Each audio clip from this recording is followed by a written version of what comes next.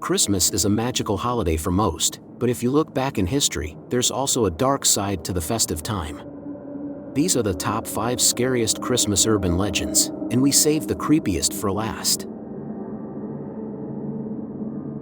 In Portugal, families wake up especially early on Christmas morning and prepare a large feast called Consoda. What is especially interesting about this meal is that extra plates and cutlery are laid out on the table, but these are not for the people who are about to eat, instead they are for the deceased. This tradition within Consoda is known as Alminhas Apenar, which translates to the souls of the dead.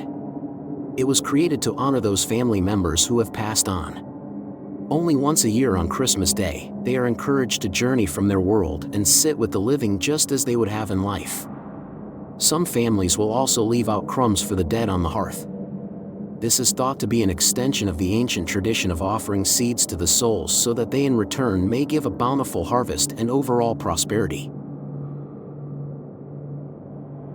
In Italian folklore, Befana is an old witch who delivers gifts to children on Epiphany Eve. What they receive, however, depends on how they've behaved. Befana will fill the child's socks with candy if they've been good, but if they've been bad, she will fill them with coal instead. Many families will leave out a small glass of wine and some food for Befana, just to keep on her good side. She will often enter a house via the chimney, and is covered in soot as a result. Sometimes black footprints on the floor can surprise a family when they wake up in the morning. Popular tradition says that if Befana notices that someone spots her, they will receive a painful thump on the shoulder from her broomstick, as she does not want to be seen. This aspect of the legend may have been designed to keep children in their beds. The story of Befana originated in Rome and has been celebrated through the centuries, even becoming a national icon. There are 3 main Befana festivals held in Italy each year, where people dress up and hand each other candy and coal. Singing and dancing are also commonplace as people celebrate her. In Toronto, Canada, a Befana choir shows up on the winter solstice every December to sing in the Kensington Market Festival of Lights parade. Men, women and children alike dress in Befana costumes and sing love songs to serenade the sun to beckon its much-awaited return. The Killer Claus is a well-known urban legend in America and was even featured in an episode of Tales from the Crypt.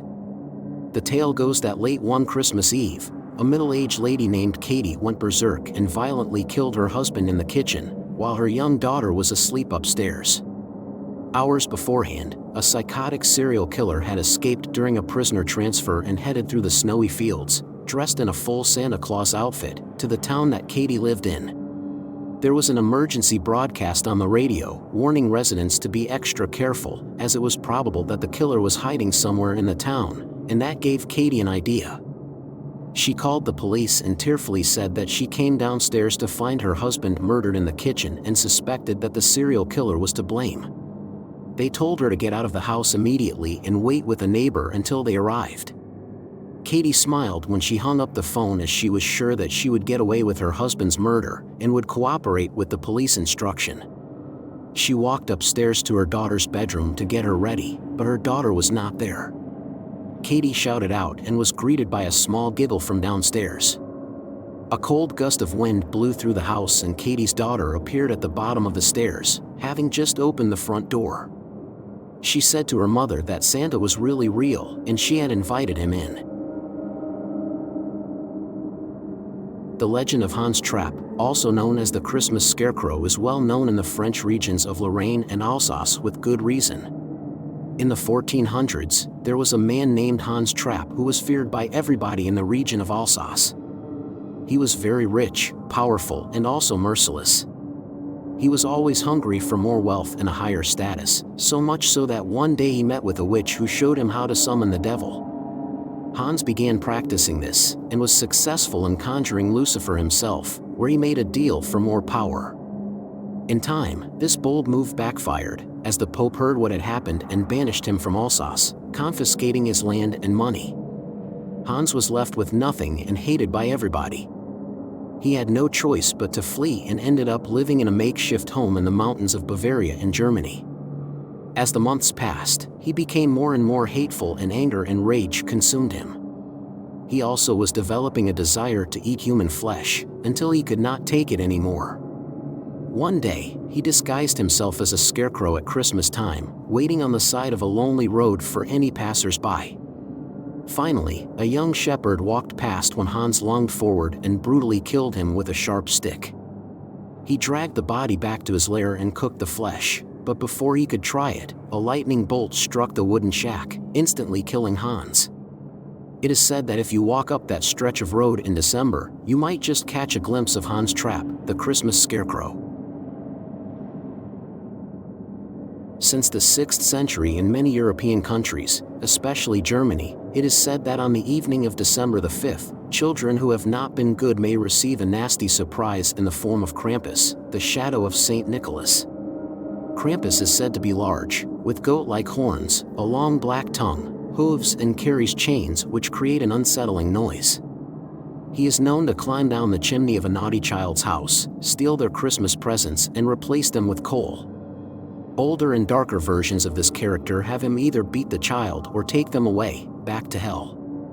Generally, he is described as being a sinister and demonic figure, having been born the son of the Lord of the Underworld, but some countries abandon this version and associate him with comedy as he takes a lighter toll. For centuries, Krampus has appeared on greetings cards which have varied from disturbing to just strange altogether. There are numerous and sometimes controversial Krampus festivals which are held around the world, where individuals dress as the horned beast while chasing and even beating the onlookers, sometimes even hospitalizing them. In recent years, Krampus has appeared more and more in movies, comic books, and video games. It would be wise to be good all year round though, or on the evening of December the 5th, you might just hear those chains dragging along inside your house. So, there are the top 5 scariest Christmas urban legends. Can you think of any that are even scarier? If so, name and describe them in the comments below and we'll consider using them in future content. If you enjoyed this top 5, please like and subscribe to the channel for more videos. And Merry Christmas from Urban Legends.